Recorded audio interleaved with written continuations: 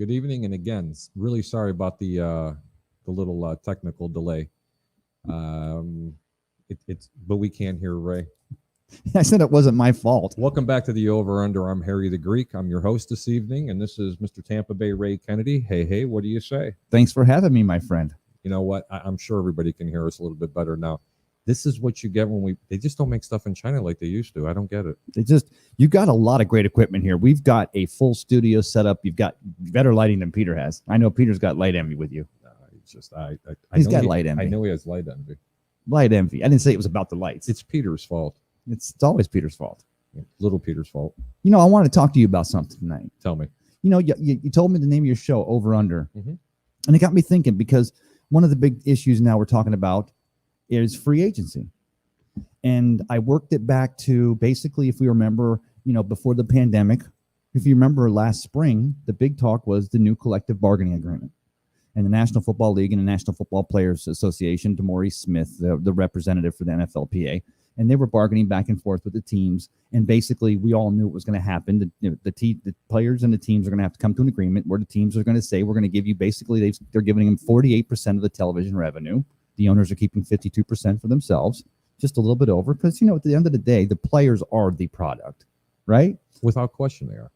And so, for 5 minutes, a cup of coffee, we were worried about the CBA getting through. That gets through, even as the pandemic starts knocking on our door. And then everything else starts to take off and we start to get through. So basically, we didn't look into the minutia of the collective bargaining agreement. And what we probably couldn't have known, but maybe the NFL brass themselves knew, is what a pandemic year would do. Because if you remember, basically the owner said, we're going to give you 48% of our television revenue.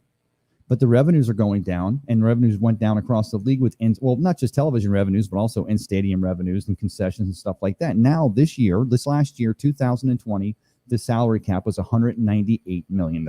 But that went down from what I understand. So how are they going to subsidize these funds? Well, and that's the thing. At NFL, for the last 10 years, the cap average has been going up about $10 million a year. It was $198 million this year. It was $188 million in 2019. It was $181 million in 2018 or 17 and such. So it's been going up. Now you've got 10 teams. The Philadelphia Eagles. For the Bucs, it's fortuitous for the Bucs that the Saints happen to be. Hi, Jamie. The Saints happen to be one of the teams that are. The Saints are sitting at $225 million right now in cap. Now, of course, that's going into the season. So that means you have to make all these contracts up. We have a call coming in already. You want to take a call? No. Okay. Oh, was it a spam? Maybe it was Pat. No, that was a spam call. Okay, so before I get too deep into this, the NFL owners are crying. They cry. They always cry. Of course, Hugh Culverhouse used to take his $13 million television revenue. He'd get that in April of every year, and then he'd figure out the least amount he had to spend to put a team on the field, and he put the rest in his pockets. And he was, he was a tax attorney. He didn't get that. He didn't get that way because he didn't know how to handle money. But all of these teams. And what we talked about this last offseason was one of the most incredible, I want to say incredible, but maybe it's just one of the never seen before with the quarterbacks. With Jameis Winston signing for $1 million, with quarterbacks going here and there and signing for a minimum. Quarterbacks out there that suddenly now you have Carson Wentz is possibly leaving Philadelphia, and then they've got Jalen Hurts there now.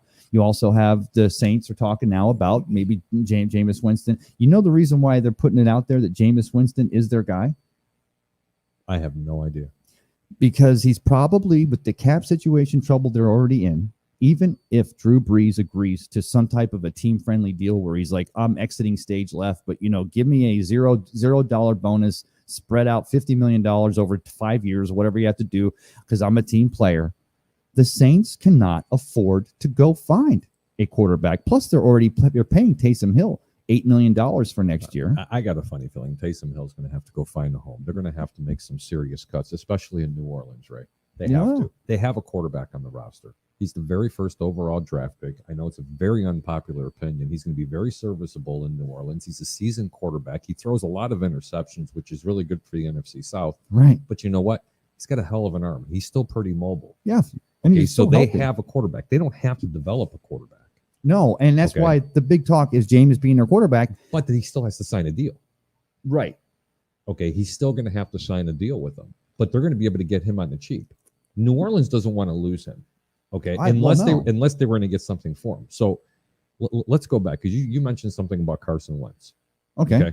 Now, Carson Wentz, from what I understand, they were demanding maybe a couple of number ones, a 2, or possibly even a 3 and a player.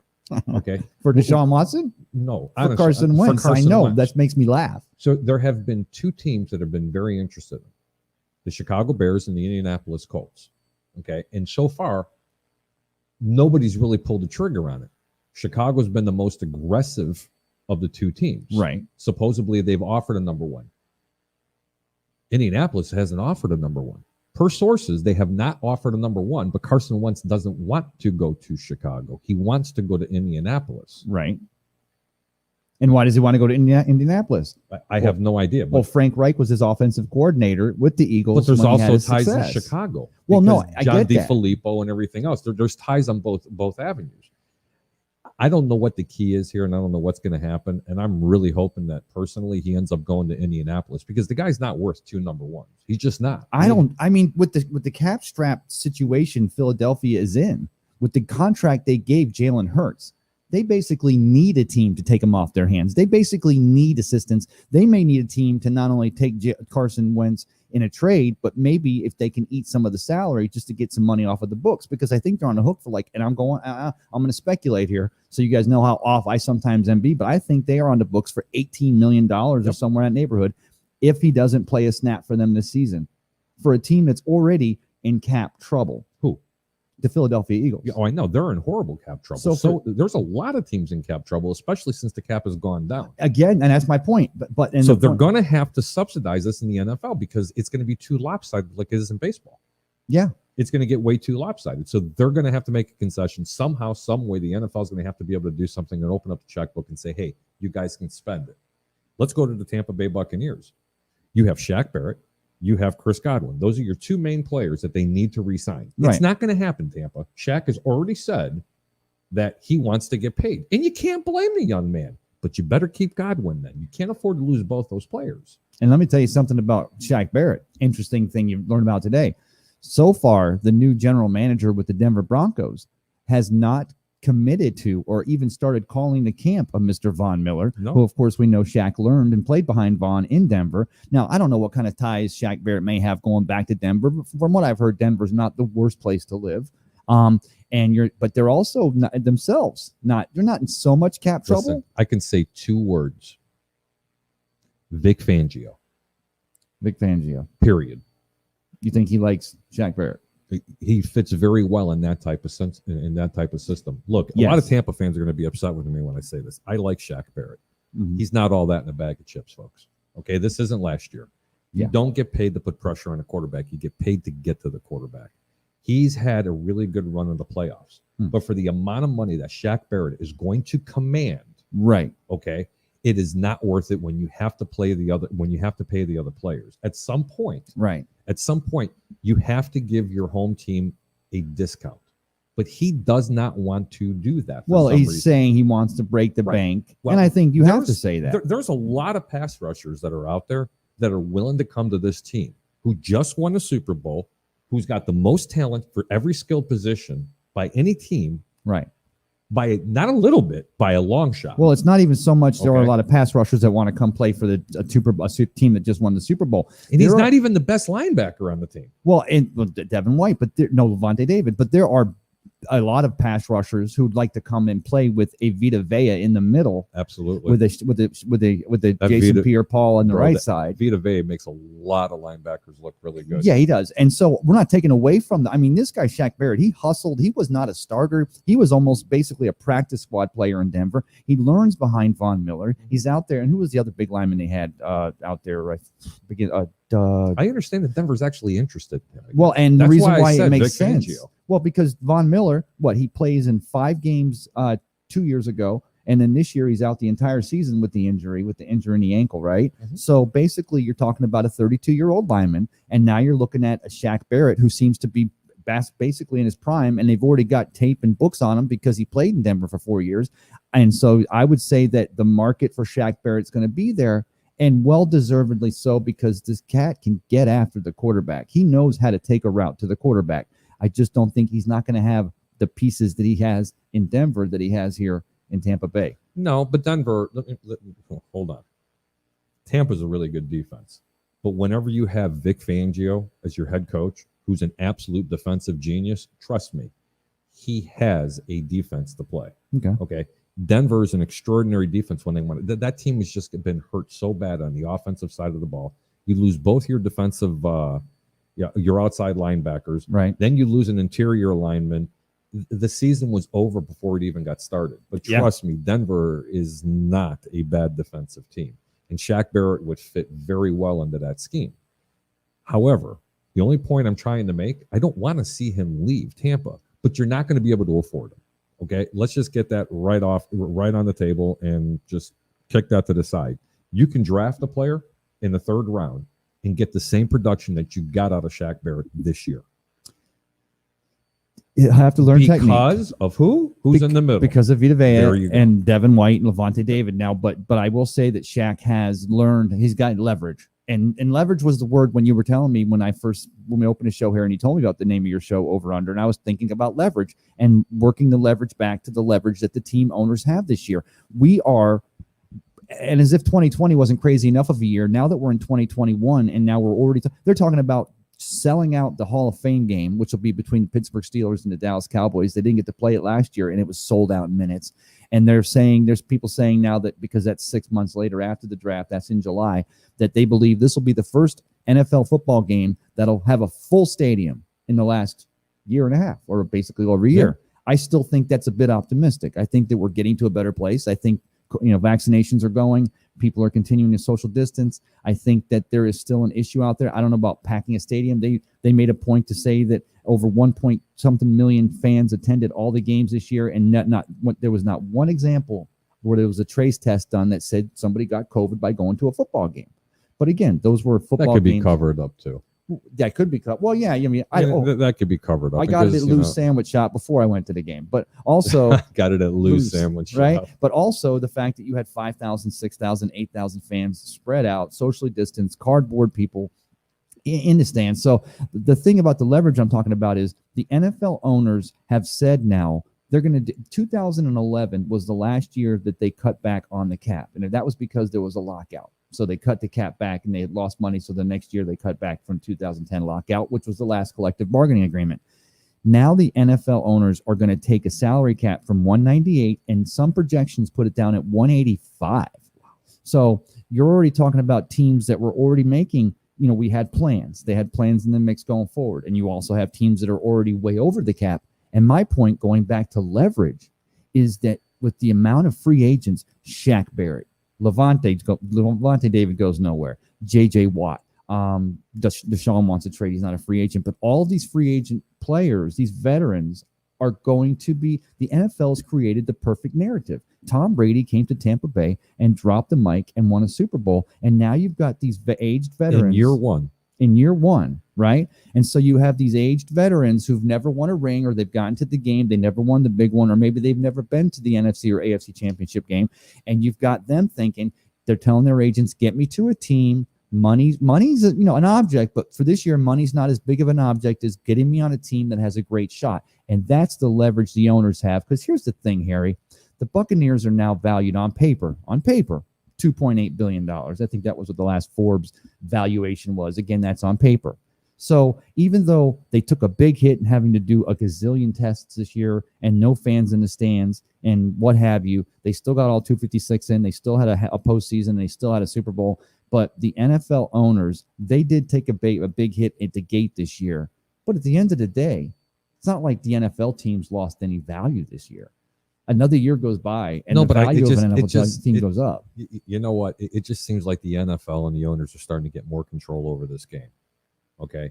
When you have X amount of dollars being taken away, right? Okay, and it's not able to go to the players, it now puts the control back into the owners. It forces players, and it's very unfair for players like Chris Godwin. Okay, they're going to be going for their first contract. Right. Or people that are going for their second, sometimes their third contract.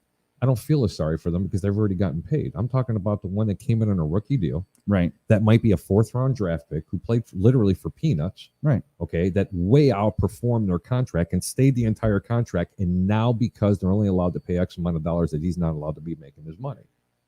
Right. Okay, I mean that's just the control goes back to the owners, so that forces great NFL players to take a reduction in their current salaries to be able to sign other players. Why is that fair? And it's not. And my point is working it back to that CBA, which passed by a hair. If you guys remember, they were supposed to announce it when they had the team meetings down, and I believe it was Orlando or Miami, and they were supposed to announce that they had a collective bargaining agreement in principle done. And then they end up announcing that, no, we're going to hold it over till next week. And there were stickling points in it about the revenue sharing and taking into account more players' injuries and stuff like that, chronic traumatic encephalopathy and stuff like that. But the irony is, that's a Greek word. Encephalopathy? Yes, there is. Very nice. Over under. Over. Hey, listen, if anybody has a question or comment or a call, feel free to talk to Ray or myself. Harry, the phone number 727-320-5866. That's 727-320-5866. Don't be shy. Give us a call. We'd love to answer any questions or just chit-chat about any kind of sport you want to talk about. And years from now, you'll be able to say you called in on the inaugural over-under show. Don't tell them that. Is inaugural the wrong word? Inaugural is good. Inaugural. But going back to that leverage, so you're year one into the 10-year CBA that they just agreed to by the hair of their chinny chin chin last year, go through COVID, get through all that crazy stuff. We're still dealing with it. And all of a sudden, the leverage is right back in the owner's hands where they want it. And you don't think that now we have 9 years to go. But when the next collective bargaining agreement comes into play in 2030, what do you think is going to happen? I don't know. I just wonder. It's just we're looking at one of in my lifetime. I mean, I saw the '87 strike. I went and saw the Scabs play at Tampa Stadium. I went and saw the Scab Bucs and was excited when the Scab Bucs won a game. And that was like a big thing, because back then it was like I didn't care who was playing. Somebody was wearing Boco Bruce and won a game. That was a Buccaneer win. And we've been through. We've seen the lockouts. That's pretty desperate, right? That's pretty serious. That is pretty. I do remember that though. It was a good time. And those games were a little bit cheaper. We got to go to the games, but I'm talking about the fact that with these free agents and just the quarterbacks, and just 2 years ago, Peter Blake and I are covering the AAF, the Allegiance of American Football, and we're talking about, can an AAF survive because of a lack of quarterbacks, a lack of gifted quarterbacks? But now you go through the NFL, and I'm not saying these quarterbacks that aren't getting Dak Prescott's questionable. What are you going to get in Dallas? Of course, that's due to the injury. But Jameis Winston, Marcus Mariota's out there. You've got like a Carson Wentz. You've got quarterbacks. Mitchell Trubisky. You got the other kid from the Raiders. I mean, Sam Darnold from the Jets. There's so many quarterbacks, and they're going to want to get paid. And the thing that I feel bad about, and if there's such a thing, feeling bad about a guy who's going to make multi-millions of dollars, it really is true. I mean, on this one, and you know what? You know what's really funny, Ray? Is I've never, ever, you'll never, ever hear me cry, foul, and be on the side of the players. This is the first time that you're going to hear this from me, because you know what? It isn't right. At some point in time, it has to be about the players, right? And it's just not. And that's just totally unfair because of one excuse: because we've had a pandemic. Are you serious? Yeah. Because they couldn't. I mean, how many more millions of dollars did they collect because of the revenues from TV and all the sponsorships from the radio stations? Oh, and they still got commercials. Believe me, they made just as much money this year. They could. You know what? Jersey sales, the whole 9 yards. NBC still wants Sunday Night Football. Get off your friggin' wallets. Now, this is really grinding my gears when I'm thinking about it. Here's why it's going to grind your gears even more. I'm talking about the fact that it's going to be one of the craziest. March 17th is when free agency, the new NFL season starts. So you'll see it's going to be the craziest thing to see these deals getting done. And players are going to sign for minimums. They're going to be but you're going to have a team like the Broncos that know the value of having a rusher like Shaq Barrett that are going to put the money out there. But then you're also going to have teams out there that are going to look and they're going to say, look, Chris Godwin is a phenomenal player, but he did have Mike Evans and he did have other play. We had Jameis pitching the biscuit last year and then Tom Brady this year. He's definitely a great receiver. But then look what other receivers did when they played in that offense. Scotty Miller had some success. Tyler Johnson had some success. Yep. So teams aren't going to be willing to pay that top number one receiver money. So that makes the possibility of Chris Godwin spending or getting a deal done, even if it's a 1 year, or they give him a 2 year with a nice bonus so they can spread it out over 2 years. Because believe it or not, guys, the Buccaneers had $29 million under the cap coming into 2021. But you got to take away, 14 of it, right? So that's 15 million now they have available. And you have the free agents you have to make sure Sue signed that friendly deal. And you got, Levante, and then you have Chris Godwin, and who else do we have here? I mean, just go through the roof. And I want to buy the narrative that they want to stick around to have another party. It's not going to be a home Super Bowl this year. It's going to be out in California. But between the leverage the owners have now in the league and the players still wanting to get paychecks, there's going to be a come to Jesus meeting in the next month or two. And that's what's got me a little worried. I have no idea what they're going to do with it. It's just kind of frustrating because when you see, look, in order for Tampa to repeat, as Super Bowl champions, which it's going to be harder in year 2, they're going to have to retain a lot of these players. You need Josh Rosen. Okay. Josh Rosen. Oh my God.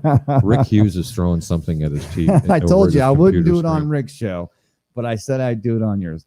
But no, you're right. I mean, they're looking at the pieces they need. You have to be able to re-sign them, and I'm sorry. I mean, I'm not going to try to kick any sand on anybody's face, but I was on a show last night. Actually, not even on. I was just making some comments.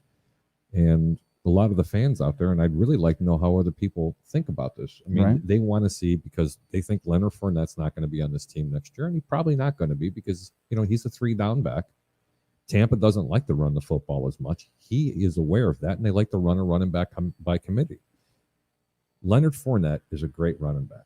He is going to get $8 or $10 million a year. He's going to get a long-term deal, and he's going to find himself. And I don't blame him for it. So who are they going to replace him? I don't see 8 or 10 million. I know you don't, but I see 5 to 6. Okay, let's just say 5 to 6 million. Yeah, Tampa's not going to be willing to pay him that. No. The point I'm trying to make, and the question that I have, is for the people out there: either call in or leave a comment. Do you want to see Adrian Peterson on this football team? I say no, for reasons. Not because he can't run the ball. He's a shell of himself. I can't even see him paying the league minimum for him. He doesn't catch a pass very well out of the backfield. He doesn't stone any linebackers coming through the line of scrimmage. And this is what Tampa needs. They need a pass catching back that can sit back there and stone some of the linemen coming through to try to, protect Brady on his blind side. Well, let me tell you what Tampa needs. The reason why the Leonard Fournette narrative worked for me was because he was in Jacksonville. And, of course, there was the word of rumors that he was a little bit of trouble in the locker room, and he'd worn out his stay there. So he came here, and he didn't ball out. He didn't have a 1,500-yard career year or whatever, but he did do enough. He got leverage. He did enough that there's going to be at least 5 or 6 teams that'll be willing to take him to $5 or $6 million, I believe. Maybe there's one out there that takes him a little higher, but he's no Derrick Henry, and and he's no Ezekiel Elliott. He's no Saquon Barkley, but he leveraged. And the reason why I don't like, I wouldn't go that far. You know what? You know what? I'm not going to do this, and I'm not trying to disagree with you, but I want you to listen. You can put Leonard Fournette, including Ronald Jones, the victim of volume, in the same category as the running backs that you were talking about, had they fed them the ball as much as they do those running backs. No doubt. Not as good pass catchers. No. Not as good blockers, but every bit as good as a running back. Not Saquon, not Ezekiel Elliott, not Derrick Henry. Those 3 are your top elite. Derrick Henry is not an elusive runner. Derrick Henry is a 450-pound running back that you cannot tackle. Well, he's a Jerome Bettis reincarnated. No, right. Okay, so that's not a running back. That's in a different category. I'm talking about if Derrick Henry were a free agent, he would be the top free agent. If he was a free agent right now in 2021, he would be the top free agent. I disagree. I don't. For a healthy Saquon Barkley or a healthy Ezekiel Elliott, no. I don't agree with that. Well, see, now you're making my point that the other two are also elite. But my point that I'm making originally is when you asked me about the Adrian Peterson, I don't so much need to bring a guy in that's been in the league 72 years and he's a nice guy and he wants to come in and do a little something like maybe Shady McCoy. And Shady McCoy was nice. He was our first. We brought him in and we're bringing in some solid play. And, of course, we saw that Shady didn't have a whole lot in the tank. At least the team didn't find use for that, whatever was left in that tank. I want to find another Leonard Fournette. I want to find the running back that maybe struggled a little bit, or maybe is a running back in a system like maybe in Chicago that they don't utilize the running back as good as they should. Yeah, Now, that like David back, Montgomery. He would cost a little too much too, though, I think. No, but he's in the same position that Rojo and Leonard Fournette, we're in. All I'm saying is I'm not saying these two running backs would be better than a Shaquan or an Ezekiel Elliott. Right. I'm saying they'd be almost in the same category had they fed these running backs. You got to feed them the ball. Right.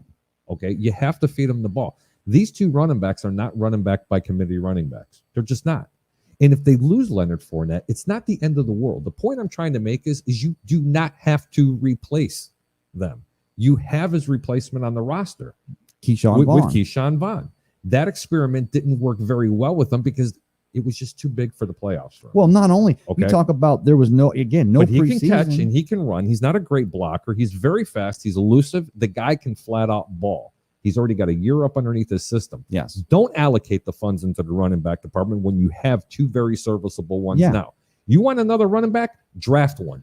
Do not buy one. Yeah. Especially when that's pushing 35, 36, almost 40 years old. I think don't do it. We both agree on that. Yeah, definitely. Just don't do it. Find an elusive fullback that has the blocking skills. You're not going to find Mike Allstott out of Purdue, but find maybe a fullback in a second or third round, or just a guy who can hustle, muscle, and block and has great soft hands. And that can be your guy that comes in and because Leonard Fournette is a starting running back in the league. This is without a doubt. He's a 3-down back.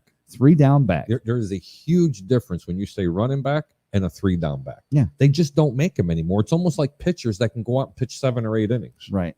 Okay, they just don't have them anymore. The Rays would never use them.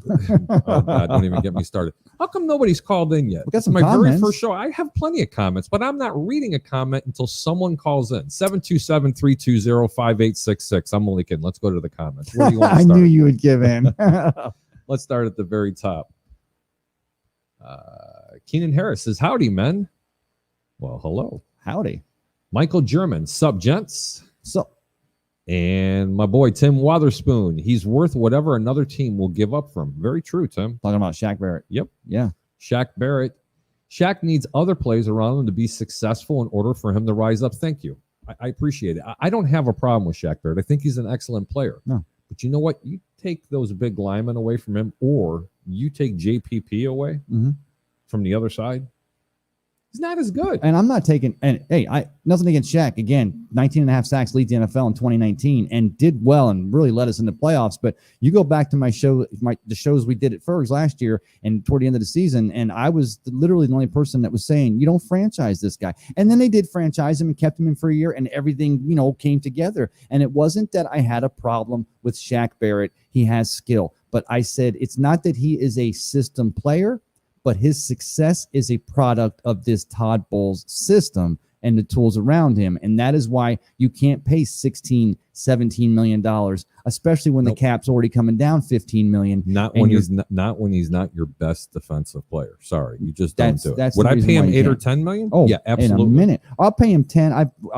won't pay Sue $10 million again this year. No, Sue needs to go find a home somewhere else. You know what? We have our very first phone call. Just one moment. Good evening, caller. What's your name? And welcome to the show.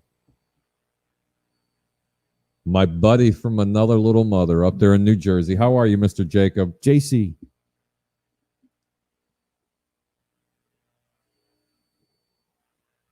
Uh-oh. Yeah. You know what? I have a funny feeling I was one of your first guests.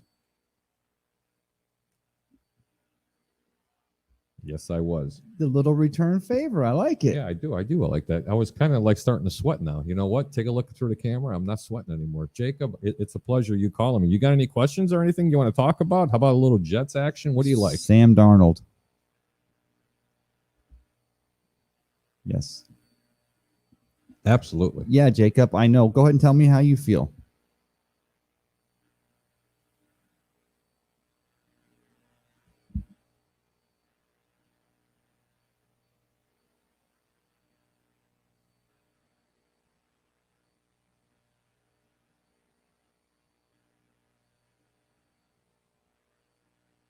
That could be a smoke screen too.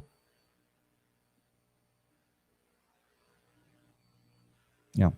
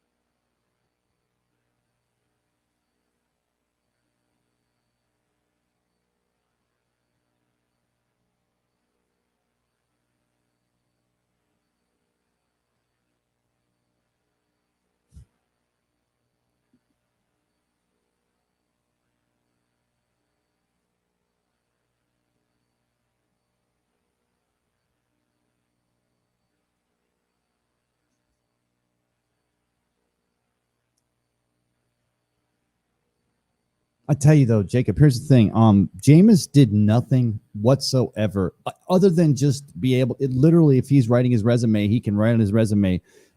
Interned under Sean Payton for 1 year, but really he did. He did nothing. I mean, he came in and threw up. He came in and ate a few W's on a victory here in Tampa Bay. But I do like what I do see what you're saying, because isn't that just the kind of move that Sean Payton would do to bring in a Sam Darnold, realizing that this big California kid could still come down there and has a career. But I turn it back to the Jets, and I've told you, brother, I'm from Staten Island originally. I'm a Jets and Mets, not Giants and Yankees. I see the Jets moving off of him so fast when they could take the draft capital they have and they could put together a really solid team. But he's had the injuries. He had the mono. He seems to have some injuries with his arm. You're up there. You're Jacob. You know him better than I do. Do you really feel that he's an injury-plagued player? Is he another Carson Wentz, or is it just the Jets just feel like they want to move on just because they can get the top of the quarterback prize?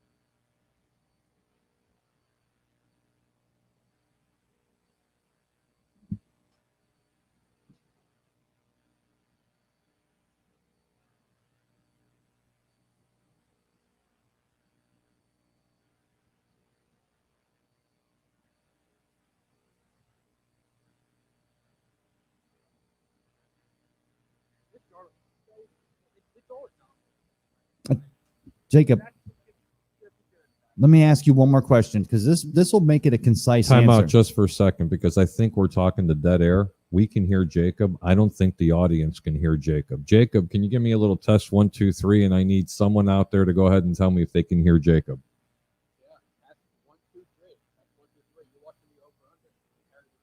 This kid, I love this kid. I love this kid. He's actually awesome. I can hear you just fine. I just had someone text me and says they couldn't hear you at all. Jacob, when you're talking, can you hear yourself speaking or no? Yes, I can. Is it too much of an No, it's fine for me. flatten him up?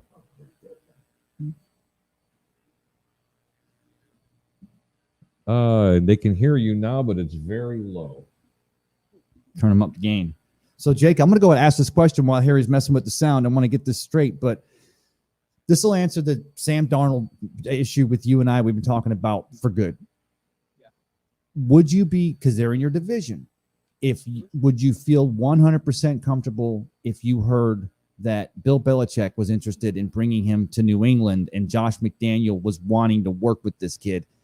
Not saying they made Tom Brady. Again, that's another narrative, and we talk that narrative 7 days a week and twice on Sundays. But would you, as a Jets fan, feel comfortable knowing that they see something? If they did see something, do you think that would you feel like, oh, let him go there? I still don't think the kid has too much of a chance. Right, I'm going to be very concise here. I would not care who I'm doing. That answers it for me then. And here's why. Because you look at New England right now. Right. And I would love the argument for Darnold, for everyone who is pro Darnold for the last however long was, well, give him a weapon, give him Allen Robinson, give him this, give him that, give him the first round receiver, give him CeeDee Lamb or whatever we were talking about last year. Now they had a very average offensive line this year in terms of pass blocking. He had the weapons, the relative weapons he needed, right? You watch the Darnold tape, he doesn't look off of his first option. Why do you think Jamison Crowder has so many receptions and Denzel Mims had so little just targets? Yeah. Right? He doesn't move off his first target. He doesn't take his eyes off him. That's a huge problem, his decision making. And that, I get that's something that can be fixed, but you look at New England. Oh, if you're going to tell me that the weapons in New England are better than the weapons on the New York Jets, you can't. And so Darnold would not succeed there. He wouldn't. You know why? Because no quarterback that isn't named Tom Brady or let's say Deshaun Watson is going to succeed there. I can argue that for almost any quarterback. There's a reason why Matt Stafford didn't want to go there to play. It's because they're going. It's going to be the place where quarterbacks go and die for the next however long until they realize what they're doing. And Bill Belichick realizes that he needs either a real GM in there that can draft talent, or they wait till he retires. I'm going to make a prediction. Go ahead. Bill Belichick will be around for another year, and he's done. Possible. Done. Hey, listen, I'm going to play a little game with you, Jacob. I'm going to go ahead and name the quarterback, and you tell me whether or not you think, and you as well, Ray, Okay. you guys think that the quarterback's going to stay with the team. And if you don't believe he's going to stay with the team, what team he's going to go to? You only get one team to choose from. You ready?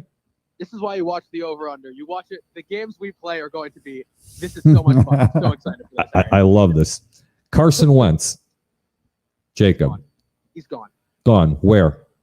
I think he ends up in Indianapolis, but for a second rounder. Okay. Ray? Yeah, Carson Wentz gone. Jalen Hurts is already he's already working out with Even though players Chicago has offered him a first-round draft pick and one player.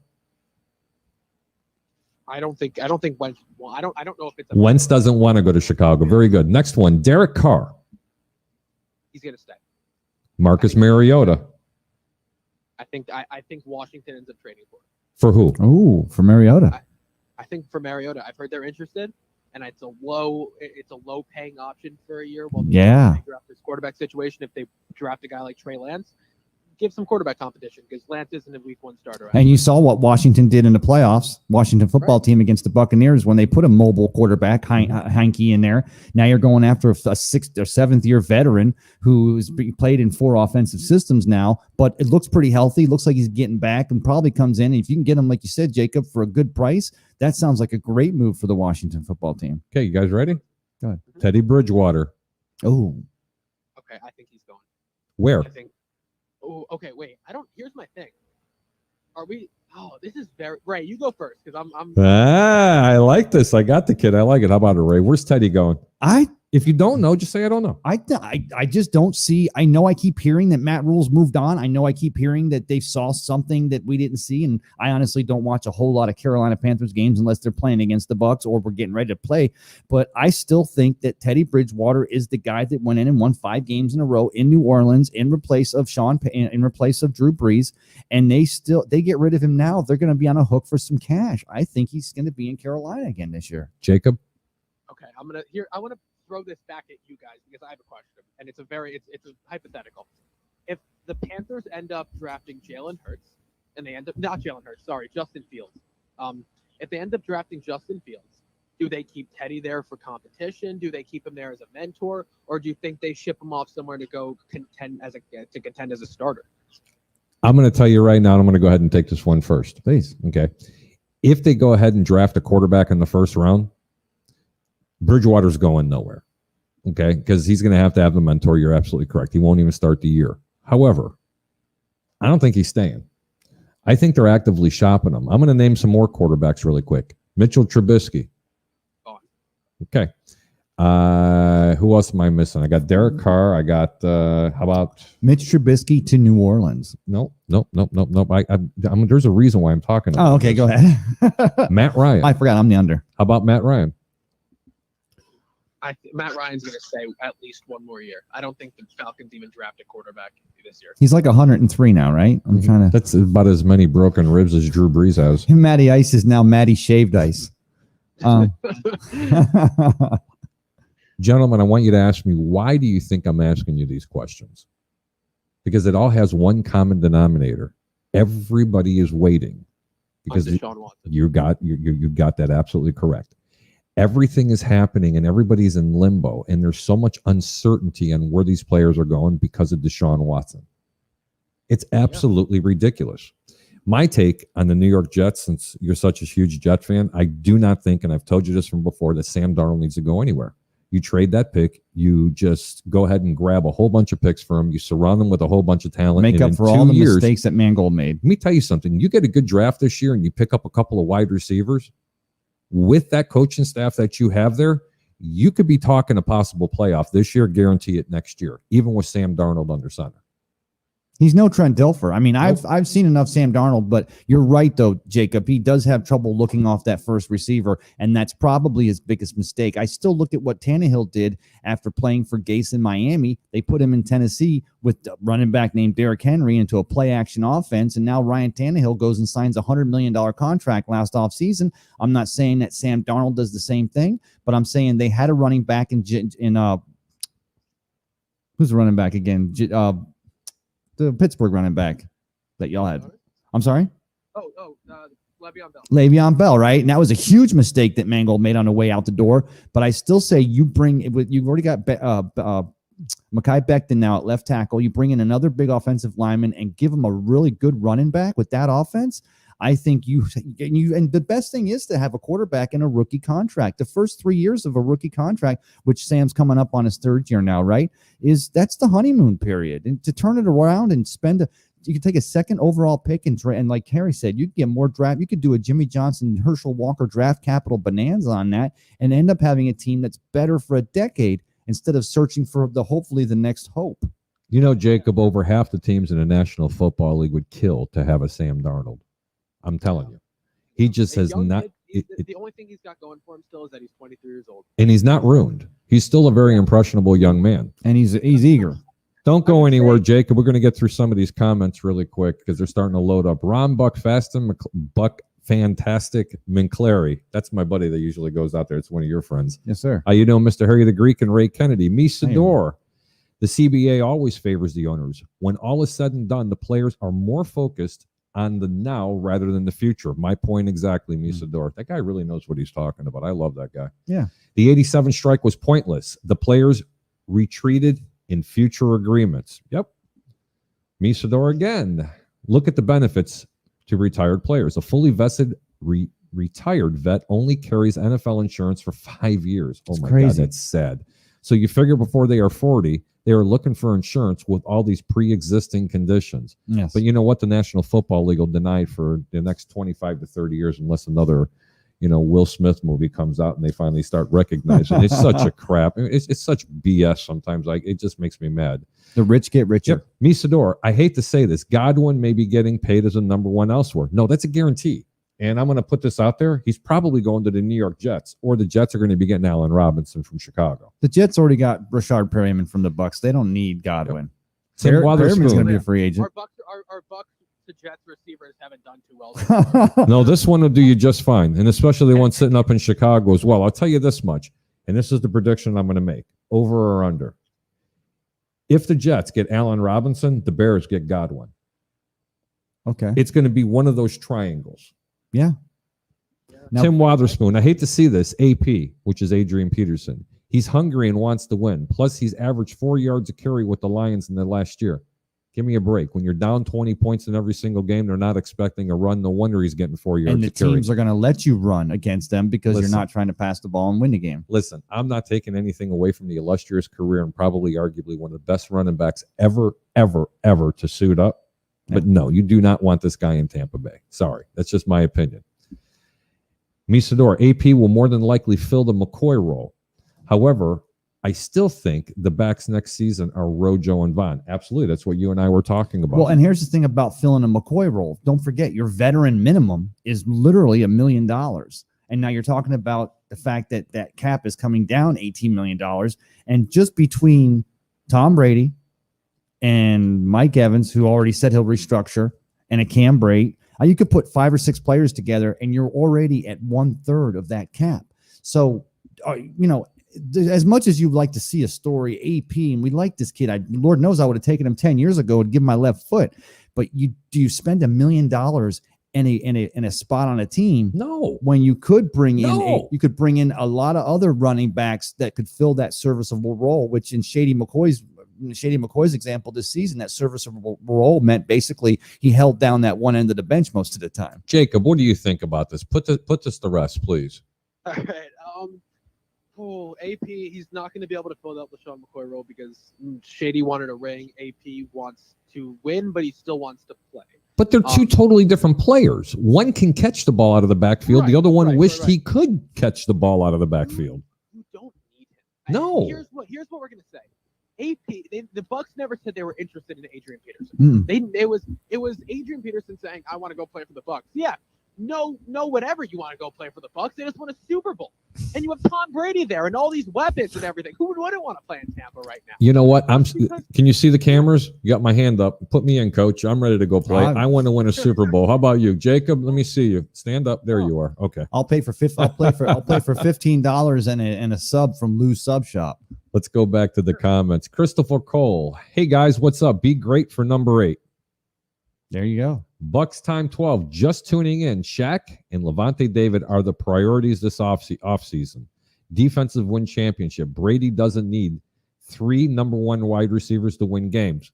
Thank you. I agree with that. That's what won this Super Bowl in this particular game, was that defense. But you're not going to be able to sign them all. And if you have to lose one Shaq Barrett, it's not going to be it'll be a big loss, but it's a very fillable loss. Well, guys, here, let's also do this, okay? Don't forget Jamal Dean, Sean Murphy-Bunting, Antoine Winfield. We knew back when Mike Smith was on his way out the door and Todd Bowles came in and we were drafting the secondary. We knew that Jason Light wasn't just putting a bunch of average Joes off the street into that second. I keep looking at the wrong thing. The camera's there, and I'm looking at whatever that is. Middle. So we knew that they weren't a bunch of average Joes off the street, and we started to see it, right? This season, we started to see it with Whitehead. Stop staring at the dancing pole in the middle with the girl dancing, please. What's his name? But anyway, but here's my point, guys. This is the formation of a championship team. Your back end is starting to come into their own. They got a little ways to go, and they're nowhere near as great as our front seven, but our linebackers are the best in the NFL. We also have Ndamukong Suh saying he wants to be here and stay here this year, probably going to keep his wife and the twins here in the beautiful Tampa Bay area. So you've got other things on this team, but the back end is coming along enough now. You don't want to just completely void that linebacker rushing position. You still want to have that rusher from that outside linebacker position in a 3-4, but it doesn't have to be a $15 million a year Shaq Barrett. You got to figure out other ways to put pieces in there because you still have money to spend in other areas to maintain depth. And that's the biggest important thing. We're not poo-pooing on Shaq Barrett here. What we're saying is, again, not that he's not a system player. Oh, I didn't say we were poo-pooing, and I'm going to hope no one ever took it that way either, because I'm a Shaq Barrett fan. I'm just saying. I mean, you cannot sign everybody. No. Okay, because the damn owners have control of everything. Don't get me going on that road again. Okay. I'll jump in here and say, I think that if you guys are gonna keep anybody, you guys have to keep Shaq Barrett. And here's why. Because you're already losing. Your chances are you might lose JPP. We don't know yet with that. And how hard is it to find a good edge rusher in the NFL right now? It is so hard. The Jets have been searching for one forever now. And just you can't just draft a guy and expect him to come out and be a stud. And I understand you need depth, but Shaq Barrett, I don't think he'll want to be tagged again, and you guys probably don't have the money to pay him what he's gonna want. Yeah, but that's my point right now. So if you sign him, now tell me the 2 players you cannot sign because of that contract. Godwin and Levante David. There you go. And here's the thing, though, too, Jacob. JPP's under contract for another year, so we do have that right edge rusher, and I know the other edge rushers, the Kentucky line, the Kentucky defensive end that the Panthers took in the first round last year, Gross Matos out of Penn State. I do know some of those other edge rushers out there, but again, my point is that those edge rushers, they don't have Devin White, Levante David, JPP, Vita Vea. So they don't have the pieces. What we're saying is that there may be a drop off initially, especially in play from a new player coming into that position. But you got to pick your fights. And it's not that I'm saying I want Shaq to be a fight. What I'm saying is that there are pieces of this team that because you're so strong in other areas, you have to choose to form. And maybe they do try to franchise him for one more year and definitely draft his replacement, or maybe they bring in a free agent that's out there we don't even know about yet. Because again, can I throw something out there and quickly I'm just gonna break the internet real quick. I'm just gonna break Bucs Report. Do it, buddy. I'm just gonna throw out the name of JJ Watt for a second. Oh God! Listen. I know he's going to Cleveland. Stop. I know, but I hate to get your hopes up. But listen, I still think Deshaun Watson's going to be a Jet, so I will keep your hopes up as long as my hopes are up. You know what?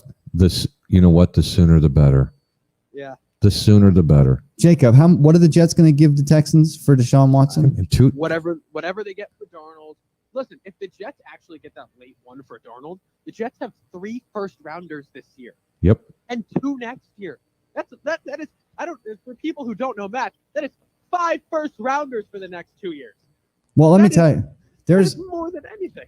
10 years ago, and I'm not comparing these two quarterbacks exactly, but they played similar. Who? I'll give it to you in a minute. I'm going to tease it. 10 years ago, there were teams in the NFL that would have lined up around the block to give the Washington, at the time, Redskins, a lot of draft picks for a quarterback by the name of RG3. And RG3 was one of the most phenomenal running quarterbacks, and he had an arm. He could throw the ball 100 yards in the air. Now, I'm not saying he's Deshaun Watson. Deshaun Watson's been doing it. No, he was better than college. Deshaun Watson when he came out of the pros. When he came in. But 2 big hits, a couple of injuries later, I think maybe he's still in the league. So they both this have year. that in common. Well, what I'm saying is just a problem with giving up Deshaun Watson and giving up all those picks is that 40% of Deshaun Watson's game relies on his legs getting out of the pocket, and he takes a beating. And every time, if I give up my franchise, if I give up 5 number ones, or I give up my drafts for the next 3 years, I hope they wrap him in bubble wrap and nobody ever hits him. And we've seen Deshaun take a beat, and he takes a lick and he keeps on ticking. But that's the problem I have with giving up so many draft picks for a running style quarterback. Hey, that knee that he had surgically repaired, that ACL, it's not bionic. No, and that's what I mean is Deshaun is a phenomenal player. I think that the national championship game, that was literally one of the best national championship games I've ever seen in my life. That goes back to college, and he's a phenomenal player. But I put reason ahead of it. I'm thinking maybe because I'm getting older now, and I think like a general manager, and I think all these, you got 5 number ones in 3 years you're willing to trade them all down, bring in some pieces, and get 72 second-round draft picks. 3 years from now, the Jets will be playing for the AFC championship game. Yep. Man, I certainly hope so, because I'm kind of split here, and I think we're in a position right now where we can kind of, I can confidently say that no matter what we end up doing, I'll be happy, right? Because the things that we're going to do, the 3 possibilities in my eyes are Zach Wilson at 2, and we trade Darnold, and we get whatever for him, and we keep going with we have another first round this year and 2 next year. And then, or we get Deshaun Watson, we get a stud, and then we still have the money to pay a Joe Thuney, Brandon Scherf, whoever you want to bring in. And then, or you keep Darnold, hopefully try and work him, and then you get a stud at 2, or you trade that pick for however much a number 2 will go for. Yeah. And you're stuck there, and then it is what it is. And worst thing is you look next year at free agent and say, all right, well, maybe the Jets can bring in someone next year if Darnold doesn't work, for sure. And here's the thing with Deshaun Watson. Who has leverage there, right? So Texans can start finding him the moment. Deshaun has no leverage in this. No, he doesn't. Other than the fact that he's going to say, I'm not playing. Yeah, or he had a no-trade clause that he's willing to play.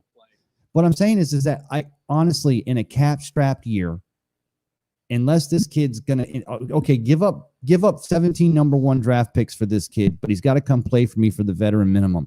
If you can get that veteran minimum with the incentives that it escalates to 30 million if you win the Super Bowl, right? So if there's some kind of a contract, because with the salary cap lessening by 18 million this year and all these teams in trouble, the only way I'm selling the farm to get that kid, take him off of Houston's hands, because let's be honest, at this point, even though he has no leverage, he's a pain in the ass to those Houston Texans right now. They regret the fact they treated him the way they did. You know what? Pardon my French. That Houston organization's management is a friggin' garbage dump. They're pieces of garbage. They are. The way they have handled some of the players that have gone in and out of there. And I'm never that indicting.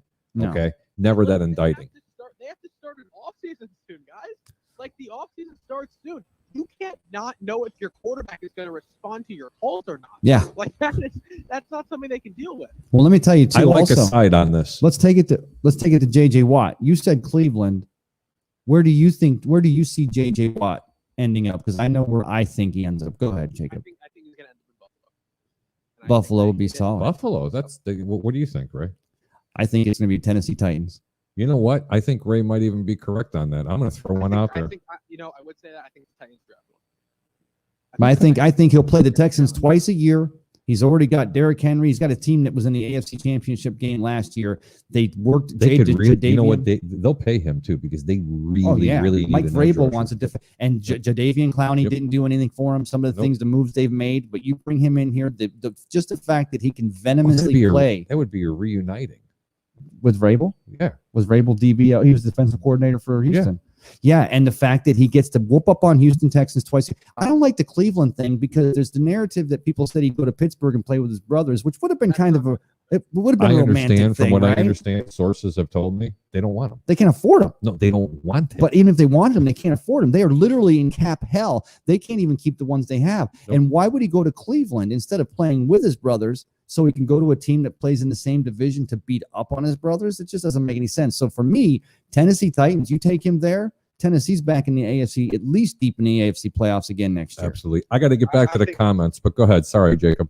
No, I think, and then on the flip side, I think with a quarterback, if they can get their quarterback this year, and I don't think it's going to be Carson Wentz, but I think the Colts. I think you guys might both be with me. I don't know. I wasn't with Bucs Report obviously since this happened, but do you guys think if Andrew Luck was still playing, the Colts would be the other top Super Bowl contender to the Chiefs in the AFC? The way he was rolling. If as long as he could stop getting injured, because he was also just such a gamer and always putting his body on the line. And God's a great question because they do have a solid team and that offensive line, and they would have been able to, instead of scurrying around trying to find his replacement. And not that Phillip Rivers didn't do good this year, but Andrew Luck, he had them on the cusp of being in the AFC Championship on a regular basis, definitely. So I loved Andrew Luck. That was one of the most disappointing things that I've ever seen is when he retired, because they just decided like the year after he retired that we should probably start upgrading this offensive line, right, guys? Yeah. And that was when they started really. Yeah, they were doing it. They were doing it for him, but he's a smart kid. Went to Stanford, and we know he's like a successful architectural guy now. Like he's doing architecture and wherever. Oh yeah, he's happy. And Jacob, here's the thing. Quarterback, wide receiver, running back, offensive line. If you made it to a good high school level, but if you made it to the pro level or made it to the college level and then you made it to the pro level, let's be honest. Unless you got really lucky, you've probably had at least 3 to 5 surgeries and you've had at least 10 good concussions. Wow. That's the truth. And I'm working it back to what happened this week with Vincent Jackson.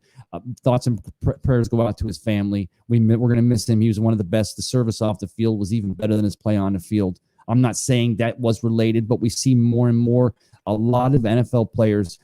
You have 2 types of NFL players. First of all, they're A-type mentality, right? They get up in the morning, they run, they lift, they pound, they go and they do their thing. But also you have other ones that just do the same and they get a lot of head injuries. Yep. And I think Andrew Luck, architect, graduate of Stanford, he saw the writing on the wall and he realized this melon is the melon I have to use for the rest of my days on this earth, and I don't want to put it in any more danger. You know what? He made his money though. He made some good money, and now he's doing his thing. He made his money, and he is doing his thing. And I'll straight up say, I don't know where you guys line this. The NFL concussion protocol is complete BS. It's not real. It doesn't exist, right? No. There's no way Patrick Mahomes should have been playing that AFC championship. That was crazy. What do you mean, that spaghetti leg that he had there? Yeah. Oh, that wasn't a concussion. They called it some other long name word, but when I looked it up, by the way, it was a Greek word. It was still concussion.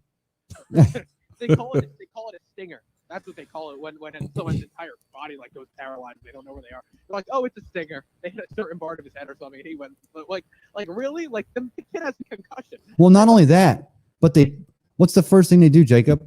They run to the sideline. We want to be open and out about this thing. We're gonna have a neutral doctor check them, but we're gonna throw up a big FBI tent and we're gonna go in with forensics. Ask him a few questions. Do you know where you are? What state you're in? And then he comes out of the tent. He's fine. And welcome to the Twilight Zone. Well, it's true though, because at the end of the day, the player's going to say, "I want to play." And I know they try to say it's going to be, and Harry, we're talking about the chronic traumatic encephalopathy, and you're talking about the concussion protocol, and then we talk it back to the fact that again, the players with the CBA this year and with COVID last year, the fact that the cap is coming down, and there's going to be so many veterans quarterbacks, running backs, defensive line, linebackers that this year are going to be playing for contracts that they never thought they would recede to because of the fact that the NFL has brought that salary cap down. So there's just going to be a lot of hate after this year. I think they're going to get through it. The players are going to get theirs. You know what? On top of that, you look, and it's really with most of these contact sports, I guess, no one, like, the concussion protocols, the head injuries from some of it's not just in football, right? Because, okay, you look at football and there's a lot of stuff that absolutely has to do with CT. If you don't think that, one, I obviously, well, we know this stuff with Vincent Jackson, which is terrible, but then you look at some more extreme cases, you know, an Aaron Hernandez, like even Ray Lewis, like Ray Rice, like these are Antonio Brown, like these are guys who are not mentally like there. Yeah. Realistically, like they're not mentally healthy. What about Jim McMahon? Anybody see him lately on a golf course?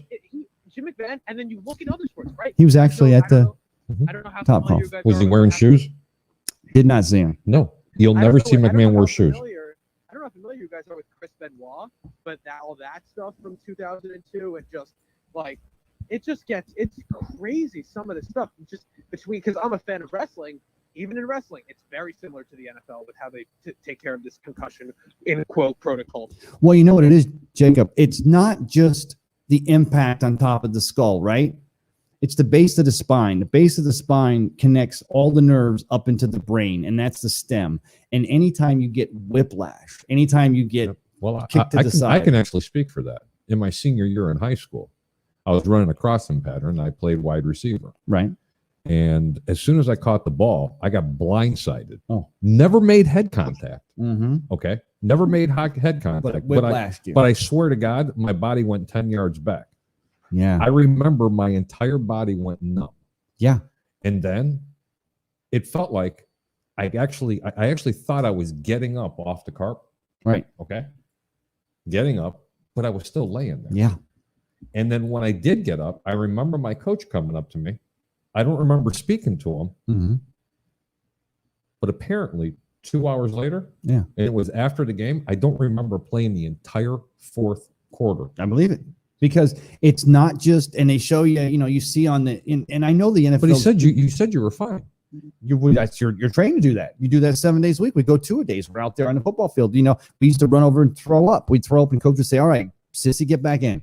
And so what you drink did, some Gatorade. drink something. Back then, we didn't. I played at Dixie Allen's High School. We didn't afford Gatorade, but it's at baseball practice. They run our baseball practices at school like they do like a college program, and during tryouts they put a bucket that we do a deck of cards, which is I don't know if you guys know what that exercise is, but you literally like spades are one exercise, the hearts are another, whatever, and the number drawn on the card of that is the amount of that you have to do, and they go through all 52 cards, and they put a bucket at the end, right in the middle of the gym, and they say whoever needs to use it, and then get out. And it's insane. It's one of the it is one of the craziest things that it's so intense. Yep. We got to get back to the comments. Hold on, Jacob, just for a minute, because they're starting to back up.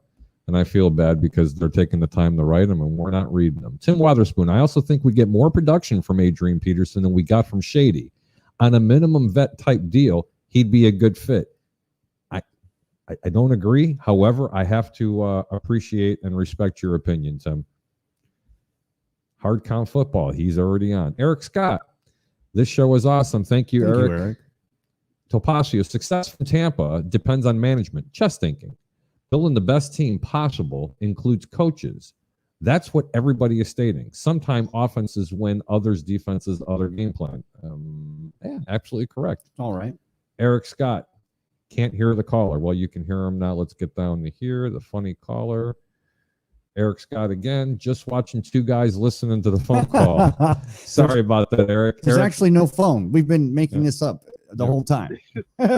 Rock, no sound. Eric Scott. Glenn, can't hear your caller. I think you can hear him now. This whole show was just that was a half an hour. Yeah. It was just a schizophrenia PSA. Oh my gosh, I just realized we weren't live. Hang on. What? Now we can hear Jacob. Yes. But it's very low. Can barely hear him. Hold on. Still can hear him well, but it's okay. It's in and out. It's low. A very faint sound from Jacob. Christopher Cole. In and out. Christopher Cole. Hey, Christopher, turn the hearing aids up a little bit. We got you, buddy. Welcome to the Can We Hear Jacob And show. now, wait a minute. There you go. Eric Scott, perfect. And Eric Scott says, thanks. I'm sorry about that. Let me see where we're at. I just lost everything from there. It's good now. It's better now. Nice. Did I read something right that Matt Ryan cap hit is $41.6 million? If they move on from him, yeah, they're looking imagine at. being worth that much money. I can't imagine it. Well, actually, Jacob, I think you could. I do not think so. Russell Weeks. A lot of this matters on teams that are cap friendly. Russell Weeks. There's nobody that can replace Shaq unless Von Miller doesn't renew. I don't agree. What if they did a flip-flop? What if Shaq ended up going to Denver because they pay him good money to get Von's replacement, and Von, who says he'll be ready for camp from the leg injury last season, came here for a cap-friendly deal? I mean, crazier things. Russell Weeks. Sue is also very important. Him and Vita Vea work very well together. Definitely. Okay. Russell Weeks, again, nobody wants to play for the Jets. I don't agree with that. I don't agree with that either. Christopher Cole, did everyone see Shaq's backup number 49 almost got a sack in the Super Bowl? We could have Shaq's replacement in the house. Well, Chris, love you, brother. You know what they say about almost? Almost only counts in horseshoes, hand grenades, and poo-poo fights. You said poo-poo. I did. I had to. Because Earlier, I can't say you the other said word. I got Jacob on the phone. I can't curse. No. This show is now PG-13. It's now PG-13. Buck, It's all Fantastic poo-poo. McCleary. I believe that was Cam Gill. Topacio. Running quarterbacks are all overrated, while humbly the greatest pocket quarterback with the most beautiful mechanics keep winning Super Bowls. That's Tom Brady. All of the quarterbacks running away. That's very working well it back put. to Deshaun. Russell Weeks. Aren't McClendon and Nacho on one-year deals? Yes. Yes, they are. I guess Khalil Davis isn't going to work out. It kind of seems like, well, he did not, don't say he's not working out. We're just going into the off season. It's the hustle time and players are going to be working. And, Khalil, it's his first year. So give him some time because, again, we talk about that's what Jason Light's done, as well as getting those big picks over the years with Vea and Wirfs and Mike Evans. He's also found some gems down in the draft as well. And Khalil Davis could be a defensive lineman working out for us. I think he can work out just fine. Yeah. I mean, I haven't seen enough of him to say he's not going to work. He was playing in a logjam position this year. So, Chris Williams, James White over AP, better person to fill that role. Oh, I think they're both old. Yeah, I mean, but Do you guys need a running back? no. See, that's just we said that in tandem. No, everybody's 1, 2, 3. like bringing, No, AP wants a trophy, but we're not going to become the island of misfit toys for all the aged veterans that want to come down and they want to get a retirement home in the trailer park and then pick up a Lombardi trophy. That's not the mentality we want on this team. And you notice how it's mostly running backs? Like, it's mostly, and you know why? Because running back is the most replaceable position in the NFL. Oh, Jacob dropping some knowledge. And they are the career span's the shortest out of anything. And Right. It's just, obviously everyone wants to come down, but they're the most ready to win team right now. And that's where you need to come, especially with these running backs who are at the end of their career and can't get starting jobs anymore. Listen, I hate to break the news to everybody.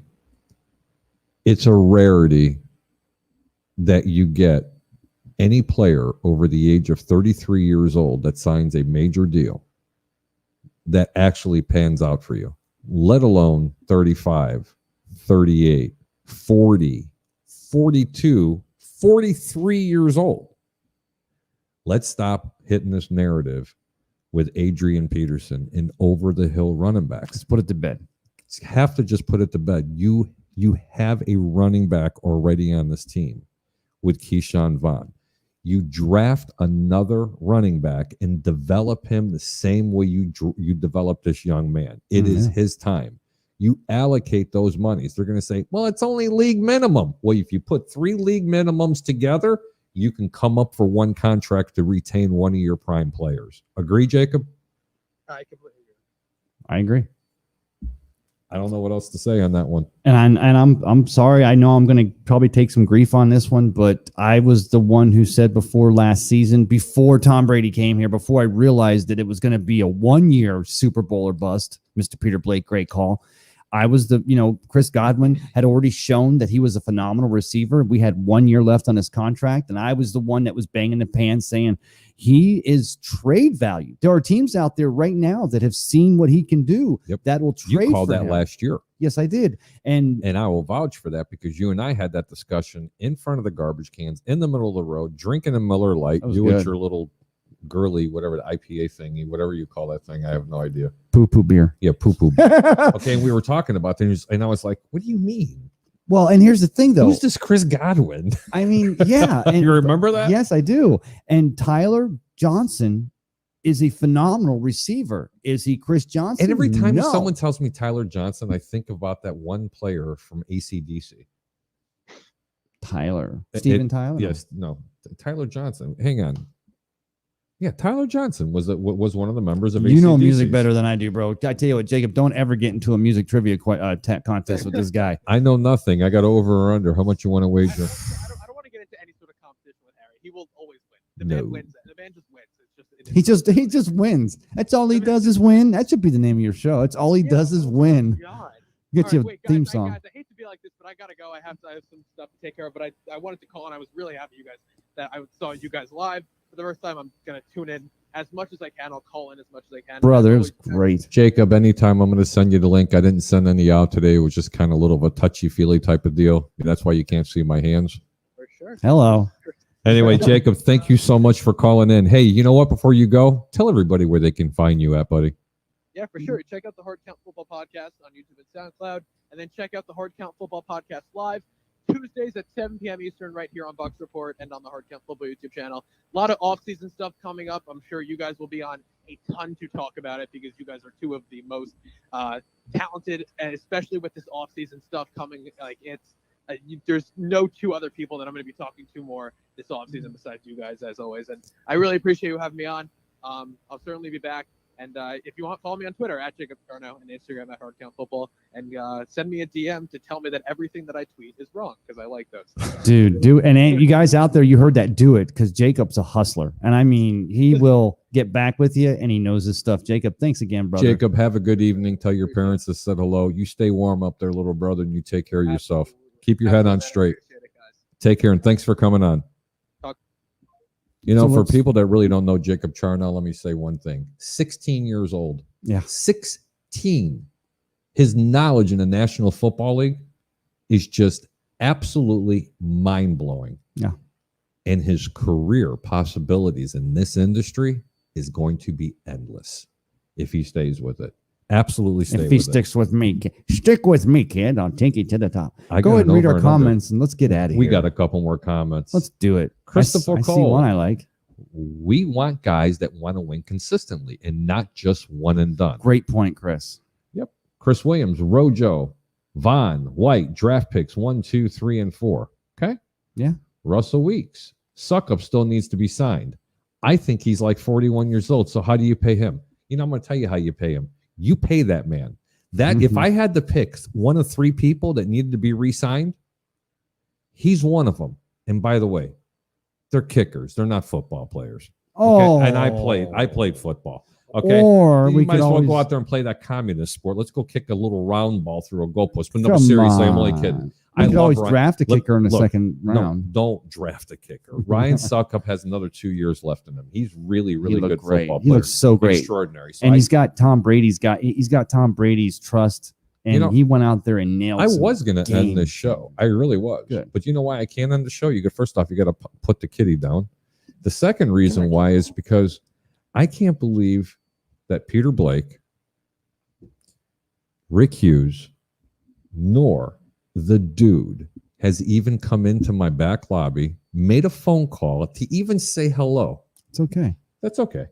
I got my boy right here. We'll get you next time. And I have everybody out there. You know what? I just wanted to thank everybody for tuning in for my very first show. My name is Harry the Greek. You're on the Over and Under with the legendary Mr. Tampa Bay Ray himself. Cup of Ray. The Over. The Over. No. I'm the Over. You guys have a really good night. Everybody. Thank you so much. Ray, any parting words? No, just Yeah, keep your bets low and your winnings high, right? And you know what? Just tell someone that you love them. Yeah, no. Welcome to a hairy cup of Ray. Guys, I'm glad you went there. A hairy cup of Ray. In light of what happened this week, we already covered it. I won't again. Yeah. But just remember, God bless him and his family. But you never know. You never know if it's a friend from high school, someone you hit up on social media, a family member, someone at work. You never know where they're at. They don't know where you're at. Don't be afraid to reach out for help. There are lines of communication. There are people to call. But you yourself, you know how I usually end my thing. Everyone needs to know that somebody cares. I'm actually going to look at the camera to say this. I keep looking at that thing. Everyone needs to know that somebody cares. Tonight, why don't you be the one to let them know? Thanks for joining us, everybody. Have a really good night.